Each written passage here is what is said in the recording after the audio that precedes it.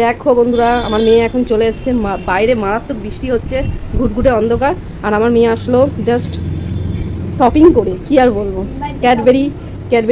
Cadbury ice cream, sorry, chocobar খেতে খেতে এলো। তো নিজের জন্য ড্রেস কিনতে গেছিলো, কারণ ওর সামনে জন্মদিন আসছে, তো সেই কারণে।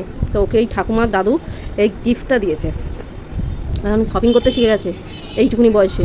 পাকা বুড়ি মা আমার এটা। তো দেখা যাক কি ড্রেস আনলো, পরে খা না, দেখা তোকে পরে কেমন লাগবে সেটা ওরা দেখবে পরে, আগে তো দেখা। দেখা, একটু দেখা। ঠিক আছে, ও দেখাতে চাইছে না, তো কিছু করার নেই, এটা সিক্রেট থাকলো। এটা আমাদের মেয়ের জন্মদিনের দিনই তোমাদেরকে দেখাবো ড্রেসটা কী কিনলো, তো এটা সিক্রেট থাকলো।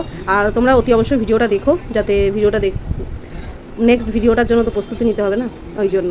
ঠিক আছে।